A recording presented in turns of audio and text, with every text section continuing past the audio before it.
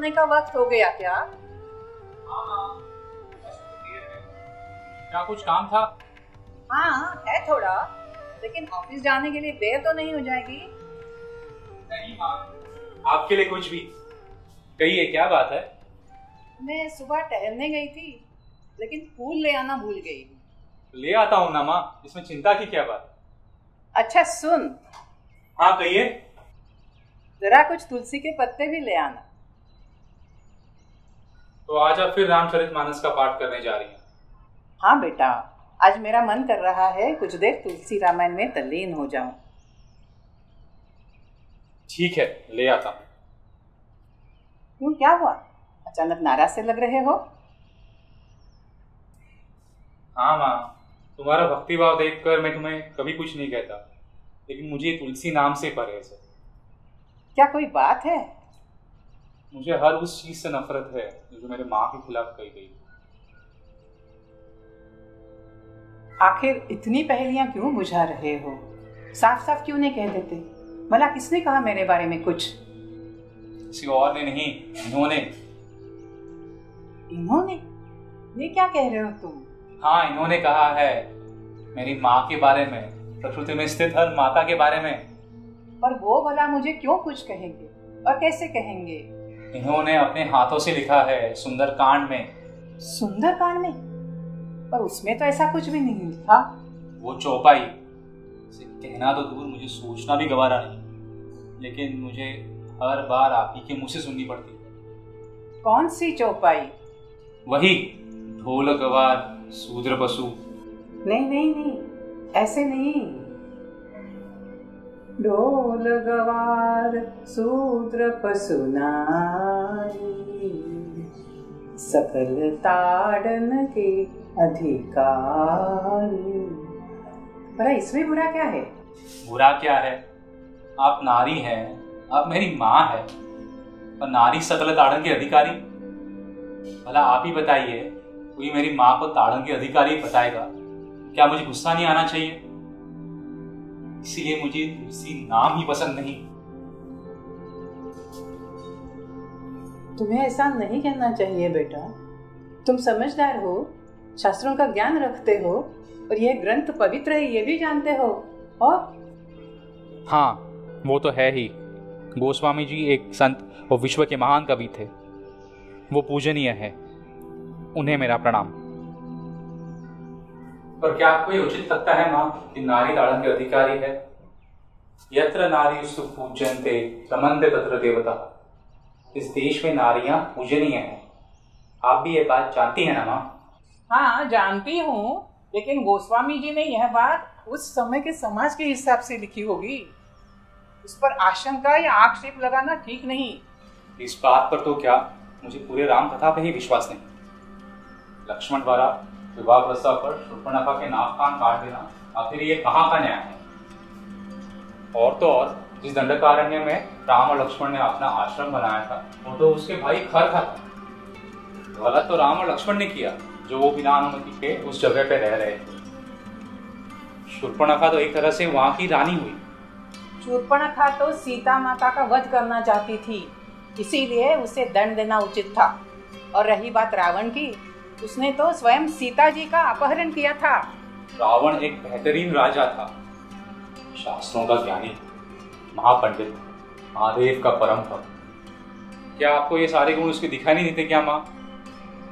सभी जानते हैं रावण ने माँ सीता को कभी स्पर्श ही नहीं किया। शोकवाटिका में उन्होंने अपनी सबसे अच्छी दासियों के संरक्षण में किसी रानी की तरह रखा। आप ही बताइए, अपने बहन के अपमान पर रावण का क्रोधित होना क्या आपको उचित नहीं लगता? हाँ स्वाभाविक तो है यह बात, लेकिन तुम इतनी छोटी सी बात को इतना दूर क्यों दे रहे हो? ये छोटी बात नहीं है माँ।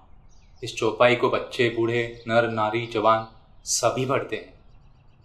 संपूर्ण समाज में फैली हुई इसकी जड़ें। लेकिन रामचरितमानस कहीं स्कूलों में और कॉलेजों में नहीं, बल्कि मंदिरों में और दीवालों में पढ़ी जाती है, जहाँ मनुष्य का मन तैयार होता है।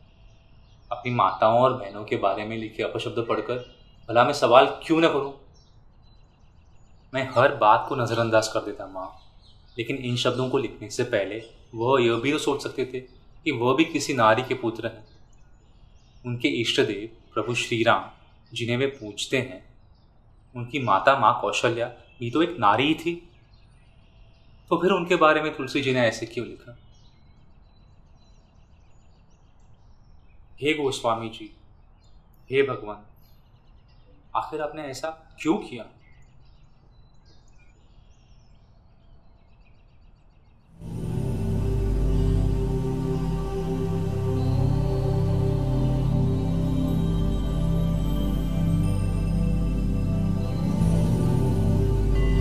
माते, माते, उठो माते।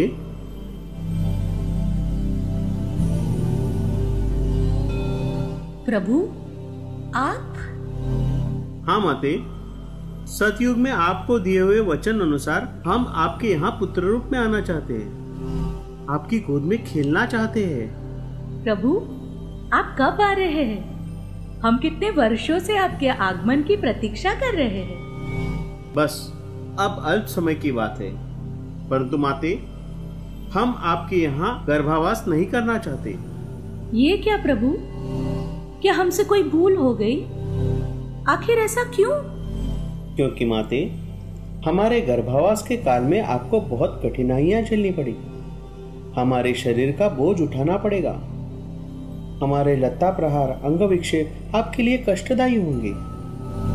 जन्म समय की प्रसूति वेदना भी आपको सहनी पड़ेगी। भला हम अपनी देवी स्वरूप माँ को इतनी तकलीफ में कैसे देख पाएंगे? इसलिए हम जब थोड़े बड़े हो जाएंगे तब आपकी गोद में आ बैठेंगे। प्रभु, आप ये क्या कह रहे हैं? गर्भावास काल तो माता के जीवन का सबसे आनंददायी क्षण होता है। शिशु जब गर्भ में धीरे धीरे वृद्धि करता है, माता उसकी लीला से एक नए जीव के अस्तित्व का अनुभव करती है। उसकी हलचल, कोमल लत्ता प्रहार।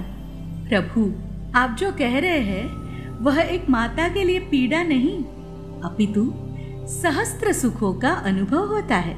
मैं आपको अपने गर्भ में पाकर धन्य होना चाहती हूँ प्रभु।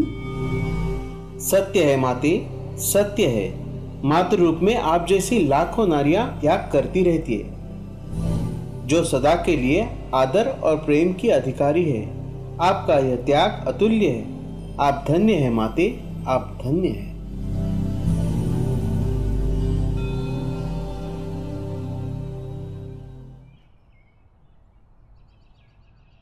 कहाँ जा रहे हो? तुलसी के पत्ते लाना।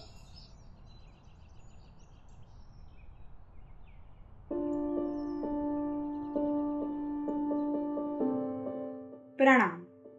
प्रभु रामचंद्र जी जब वनवास से अयोध्या वापस आए, तब उन्होंने माता कैकेयी तथा दासी मंथरा को भी ताड़न का अधिकारी नहीं समझा, जिनकी वजह से उन्हें यह 14 वर्षों का वनवास भुगतना पड़ा था। परंतु तुलसीदास जी, आपने लिखी हुई यह बात मेरी समझ में नहीं आती। जहाँ तक मुझे ज्ञात है, भगवान ने पहले स्त्री का निर्माण किया, इसीलिए तो हम इस धरती को भी माता मानते हैं। हर स्त्री में एक माता जरूर बसती है। माता यही परमात्मा का सर्वश्रेष्ठ रूप मानी जाती है। क्या इस माता को हम ताड़न का अधिकारी समझें? नहीं। पर फिर ऐसी कौन सी स्त्री है जिसे हम ताड़न का अधिकारी माने? किंचित आपके समय में युद्ध भूमि पर स्त्रियों को जाने की अनुमति नहीं थी, परंतु आज यदि कोई स्त्री हमारे सामने दुश्मन राष्ट्र की ओर से खड़ी हो जाए, तो उस स्त्री को ताड़न का अधिकारी जरूर माना जाएगा। हे महाकवि, आज तो आप हमारे बीच नहीं हैं, परंतु आपके द्वारा लिखी हुई रामचरितमानस आज घर घर में बच्चों पर संस्कार करने हेतु साधन सिद्ध हो रही है। क्या ऐसी स्थिति में पीढ़ी दर पीढ़ी हम यही विचार आत्मसात करें कि माता, भार्या, बेटी, बहन सब ताड़न की अधिकारी है?